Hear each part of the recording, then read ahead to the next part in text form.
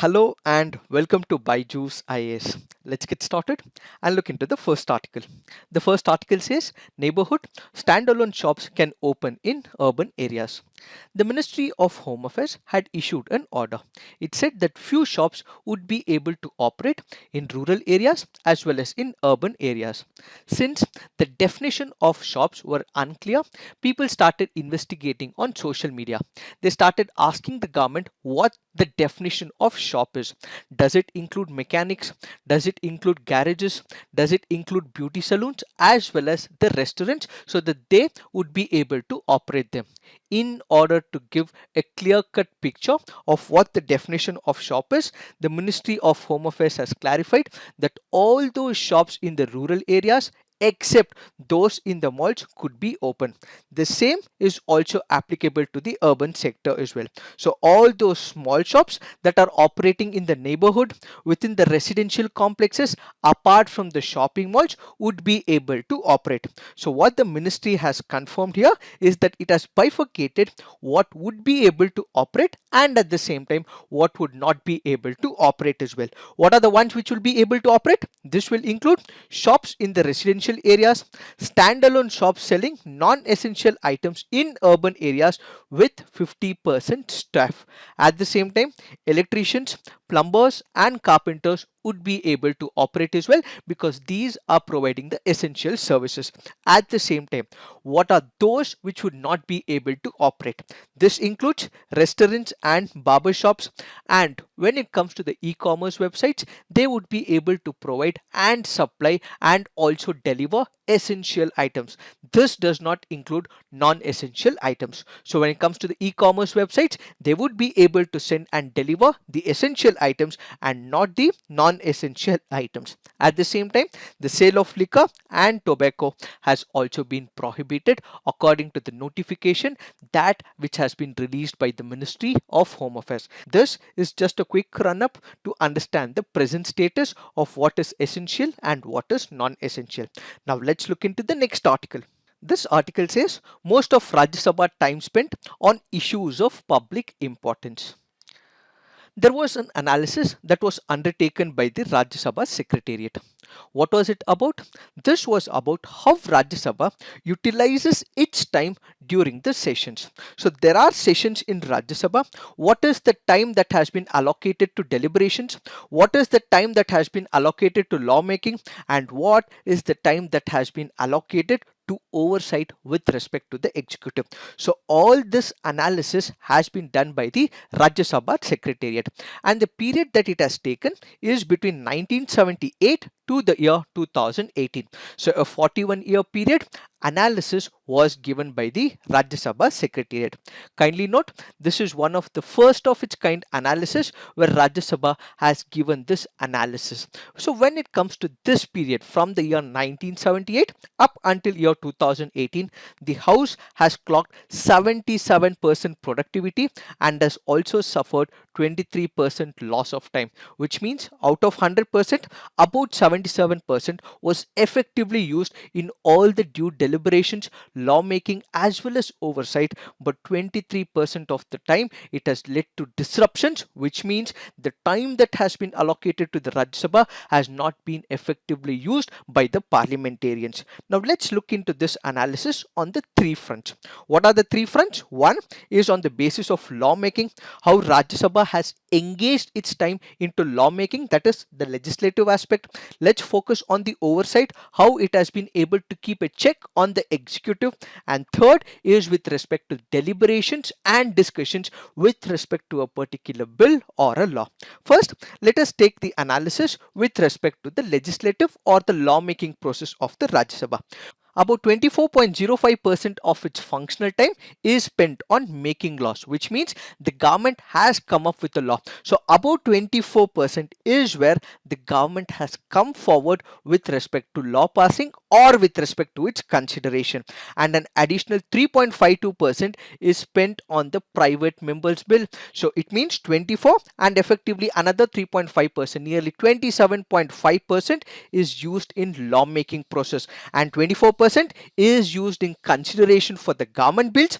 Another 3.5% is in consideration and discussion of the private members bill. So kindly note, when it comes to Rajya Sabha can introduce ordinary bills, and it can also introduce the constitutional amendment bills as well.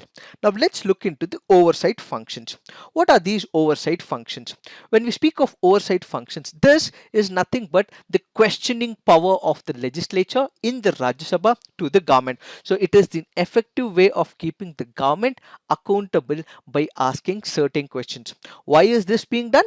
That is done in order to ensure the abuse of power by the government is kept under control by the legislature. So in case the government or the executive uses this power to abuse arbitrarily and also bring about changes with respect to its constitutional conduct, this is being questioned by the Rajya Sabha. So when it comes to oversight function, it is about government accountability to the Rajya Sabha by asking questions.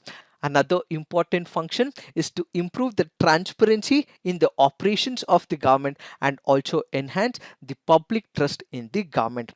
This oversight function of the House was ensured by timely questions, which had a time share of about 14.19%, calling attention notices, which included about 7.11%, statement of the ministries on various issues. In case there is a particular question that needs to be asked to a particular department in a ministry, the minister will have to answer all these queries that has been given by the Rajya Sabha questionnaire. So that is the statement of the minister with respect to a particular issue. Then we have the private members resolution, which has about 3.16%, and then we have half an hour discussions of public importance, which has about 1.25%. So this oversight function is to hold the government accountable by asking all types of questions to the executive. Then what we also have is the deliberative functions. What are these deliberative functions? This includes issues that are of public importance and concerns that have been raised by various discussions. And what are those? That includes the motion of thanks or general discussions about the budget or short duration discussions or 0 hour or special mentions. So all this comes under the deliberative functions. So discussing on the working of the ministry does also picture into the deliberative functions as well. So kindly note, why is this important? This is because of one of the questions that can be asked in your UPSC mains as to how the legislature can keep a check on the executive and what is the efficiency levels of the Rajya Sabha session. So this can be very important from your mains perspective. So kindly remember these important statistics. Now let's look into the next article. This article says why pathogens travel in search of a host. It speaks about zoonosis or the zoonotic diseases. A zoonosis is a disease or an infection that has been transmitted from an animal to a human being. So who is the major reservoir of this? It is the animal. And how is it transmitted? From the animal to the human beings. And what are the causative agents? This may include the virus, it can include bacteria, it can include virus, parasites and any other unconventional agents. So when these agents are transmitted from animals to the human beings, such is what is called as zoonosis. Let's look at important statistics as given by the World Health Organization. According to the World Health Organization, the world sees an estimated 1 billion cases of illness and millions of deaths every year from the zoonotic diseases. Also remember, around 60% of the emerging infectious disease are zoonotic in nature. Now the question is, how does germ spread between the animals and the people? There are three different ways of how this spread occurs. One is the direct contact, the other is the indirect contact, and the third is the foodborne. What is this direct contact? Let's say there is a particular animal. I am directly in contact with that animal. I touch the saliva or the blood or the urine or the mucus or any other body fluids of that particular animal. In case that happens and then there is direct contact between an individual and that animal, that is how the spread starts happening directly. So a direct contact is where you have a pet or you have come in direct contact with an animal and such body fluids which has the contaminant or the agent causing bacteria or the virus is transmitted from the animal to the human beings. So the first important condition is the direct contacts, which is touching of the animals or there is bites or scratches from the animal, and hence the transmission takes place. Now let's look into the indirect contact. Let's say there is an animal which has walked through that particular corridor in a forest area, or we have a pet which has roamed in a particular area. There could be a possibility that germs are prevalent in that region because of this movement. What do? We also move into that area, so we happen to touch those surfaces which has been infected with the virus. So the minute you touch where there is no direct contact, but because the animal has previously walked in that particular area and you have touched the body fluid, that is when indirect contact happens. So this can happen in the forest area or in a pet habitat as well. So when there is an infected animal and you happen to come in touch with the fluid, but the presence of the animal is not present in that particular scenario, then what we have is the foodborne. Eating or drinking something which is unsafe, such as unpasteurized milk or undercooked meat or eggs or raw fruits and vegetables that are contaminated from this infected animal, is what is called as foodborne diseases. So basically you have the direct contact, indirect contact, and the foodborne zoonotic diseases. But now the question is, why is this happening? Why is there a rise in the zoonotic diseases? Why are the viruses making the jump from the animals to the humans more frequently these days? And that is due to explosion of the human population. Let's go back to the year 1800 or to the year 1900.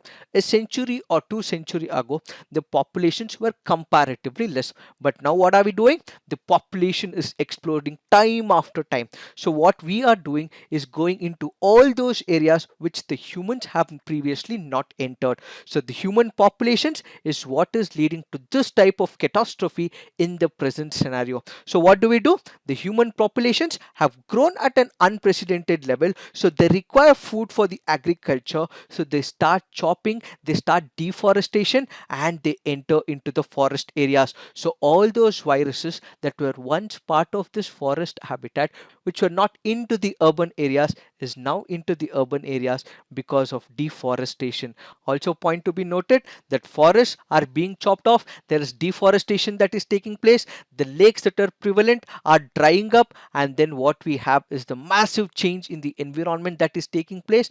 And then what we are using is land that was part of the forest areas, and all this has led to increase of the zoonotic diseases. And at the same time, there is a growing possibility of climate change as well. So when you look at climate change, what it has been able to bring is changes in the weather patterns, and this has brought extreme weather events, and this has also led to increase in the disease pathogens as well as pests as well. So what has aggravated the current situation is the environmental changes or the ecological disturbance that has been inflicted by the man because of agricultural intensification, human settlement, and encroachment into the forest. The animals were peacefully living in the forest areas, but the minute the man started interfering, that is when there is transmission from the animals to the human beings. So a disaster to the nature is a disaster to the man in himself. There is everything for the man's need, but not for the man's greed, as said by Mahatma Gandhi. So this is the right example when we have to look at the COVID-19. What have been the other examples? Let's take the bat associated viruses. This is due to loss of bat habitat from deforestation and agricultural expansion. So bat associated viruses have emerged due to loss of habitat. Then what we have is Ebola outbreak in Africa, and this was a result of forest losses leading to closer contact between the wildlife and the human settlements. Then what we also have is the avian influenza, which is linked to intensive poultry farming. Then finally what we have is the Nipah virus, which was linked to intensification of pig farming and fruit production in Malaysia. So kindly note, all these issues have been aggravated because of human interference and a greater damage to the nature. What is the way forward? How do we regulate this? How do we ensure that such diseases does not happen in the near future? One of the possible ways is to preserve the ecosystem integrity, and that will be able to regulate the diseases. Man has been very greedy in the past 1 century. He should not be inflicting pain onto the nature, and that is when the nature will also take care of the man. Followed by this, the World Health Organization has come up with an approach called as One Health approach. What is this? This is basically a multi approach, which means majority of the stakeholders come under a single platform. You have the government, you have the private, then you have the civil society, all coming up together and its players adding for a proper cause. Let's say there is a virus breakover in Wuhan. What happens? This will immediately have to be given by the civil society because they are the ones who have faced it. Then immediately what will happen? The government will have to step in. It immediately will have to send this information, which is national, to the international body. Then there is private organization which steps in, which has to increase the R&D with respect to this particular virus outbreak. So what happens? There is coordination between the civil society, the government, the international bodies and the private organizations. This will also engage the scientific community, who will engage themselves in the research and development so that they can devise a vaccine. And at the same time, this will also require assistance from the doctors so that they can keep the patients intact. This will also require from the executive body like the police officers. So when there is a breakout of a particular virus, it will require the assistance of multiple sectors, and that is what is called as One Health scheme. So One Health scheme is an approach to design and implement programs,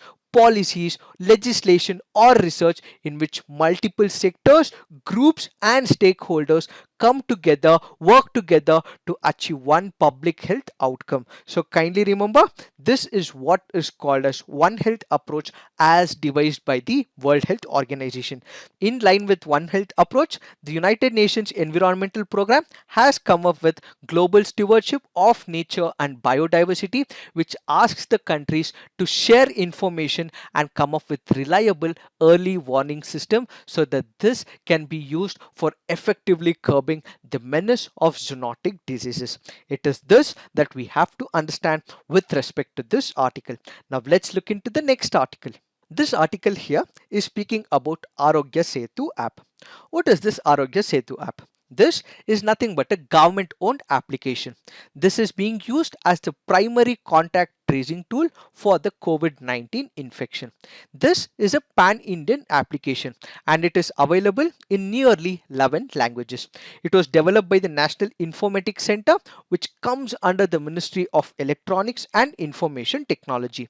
This application is available both for the Android as well as the iOS users, and this can be downloaded from the Play Store as well as the Apple App Store. How does this application work? The minute this application is downloaded into the smartphones, it requests the user for permissions. One is to use the Bluetooth in the phones. The other is also to track that particular person's region and the GPS location. So two permissions that is required is use of Bluetooth from that phone and the GPS tracking permission as well. After this, the person will have to give certain information as well. This basic information will include the age of the person, the gender of the person, the name of the person, the health status, as well as all those countries that he has traveled or the places that he has traveled in the past few weeks. Why does it become important? And that is because to trace if this person has any trace of COVID-19, and few questions will also be asked to ascertain whether this person has any health complications, and in case he shows any symptoms of COVID-19, necessary actions will also be taken as well. In case it is a doctor who's downloaded this application, questions would be asked if he has been directly exposed to the COVID-19 patients, and depending on the answers given by all the people and the doctor, the application will suggest a way forward. How does contact tracing work with the help of this application? Let's say there are two people, one is X, the other person is Y. X in this particular situation has certain developments of COVID-19. He's showing some of the symptoms of COVID-19, and there is person Y who's completely free from this particular infection. Now, when Y comes in close proximity or in range with respect to X, the Bluetooth that has already taken permission will provide all the information to the person Y. So because they are in a particular Bluetooth range and because the permission has already been given by this particular application, Y would now be aware that there is a possibility of a person who has got the symptoms of COVID-19. So immediately what would happen?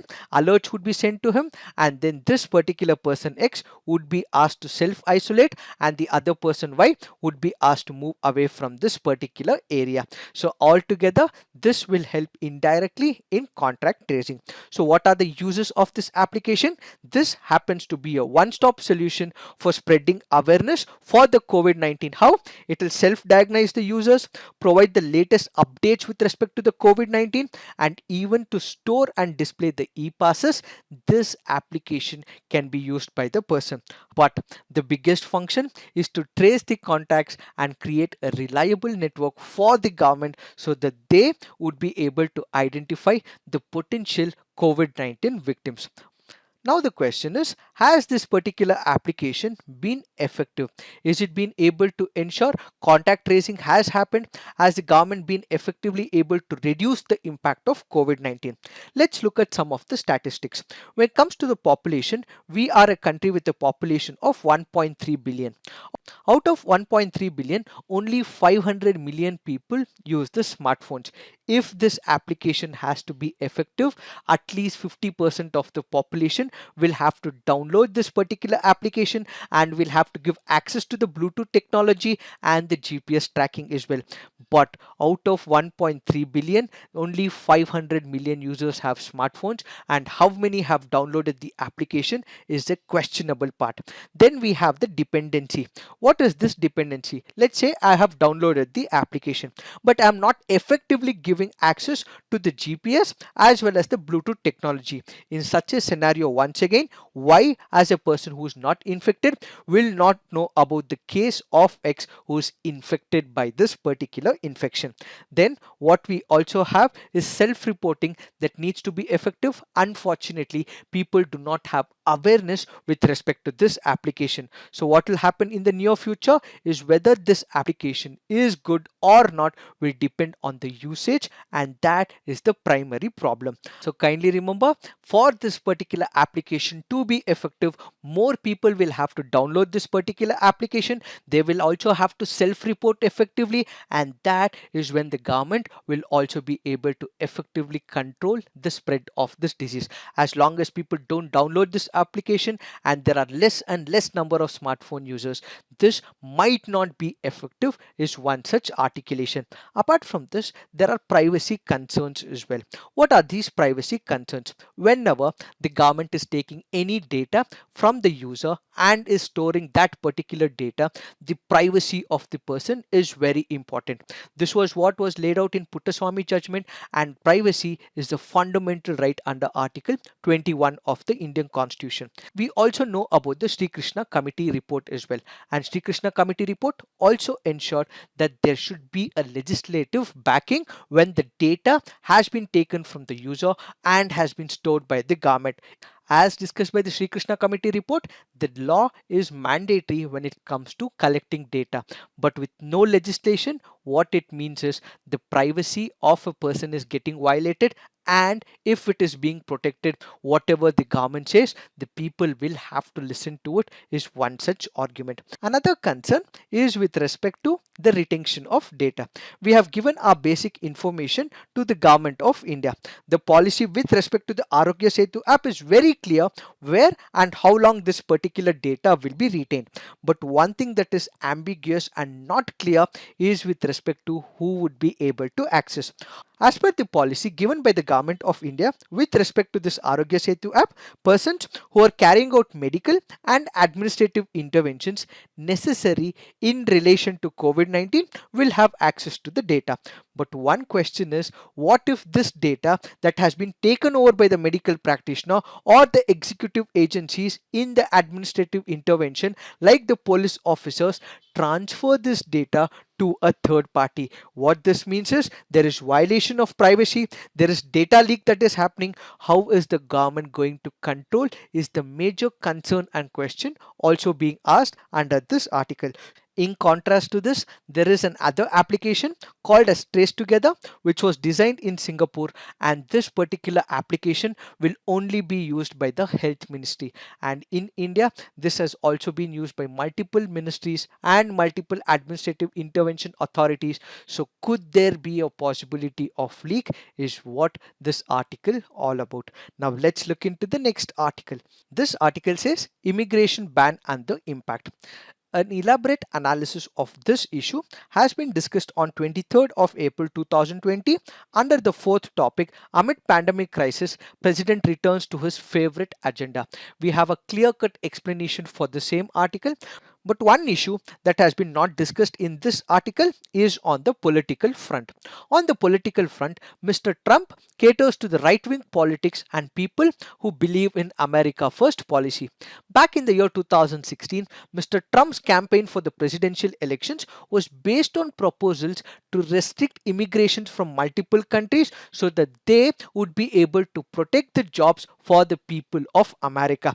It is the same concept that has been used by Mr. Trump in the present scenario. Was it out of genuine concern, or is it a divisionary tactics is what we need to wait and watch with time is what this article all about. Also remember, in case this particular immigration policy happens to increase over a period of time, this will polarize the American society and can also lead to acrimonious campaign relationship between the parties is what this article all about. Now let's look into some of the preliminary practice questions. Consider the following statements with respect to money bill. It can be introduced only in Lok Sabha and not in Rajya Sabha. It can be introduced only by a minister. The Rajya Sabha cannot reject or amend or make recommendations to Lok Sabha. Which of the above statements is or correct? The answer to this is 1 and 2 only. Why? The Rajya Sabha cannot reject or amend, but it can make recommendations to the Lok Sabha. Whether the Lok Sabha takes its recommendations or not, that is left to the Lok Sabha, but it can make recommendations. So this is the wrong answer. So the right answer is 1 and 2 only. The Rajya Sabha has restricted powers with regard to a money bill. It cannot reject or amend a money bill. It can only make the recommendations. It must return the bill to the Lok Sabha within 14 days with or without recommendations. The Lok Sabha can either accept or reject all or any of the recommendations of the Rajya Sabha. Now let's look into the next practice question. Chiropterology is the scientific study of, this is the study of bats. Why have we taken this practice question? Because of the reference given under this article. Kindly remember, there has been a general assumption that bats are the reservoir of viruses. It is these viruses that have been hosted in bats that have been spread world over, and that has created a catastrophe in the form of COVID-19. So what are people doing? They're destroying the habitats of these bats. This is where the scientific community has come together and has also told the world about the importance of the bats. The bats help in providing vital ecosystem services like pollination, pest control, and also provide intangible economic benefits as well.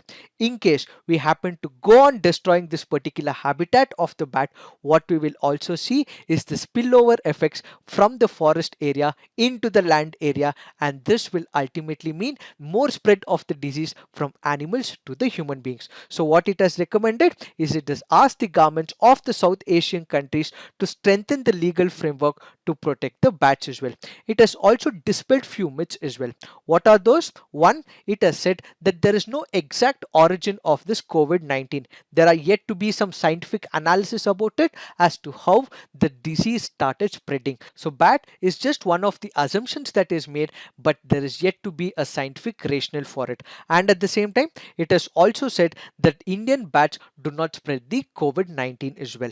Now let's look into the next practice question. Consider the following pairs.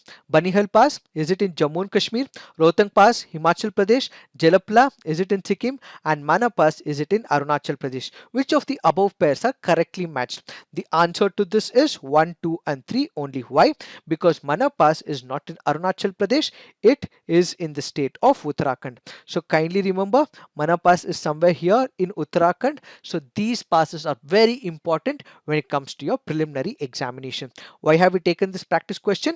Because of the reference given under this article. Now let's look into the next practice question.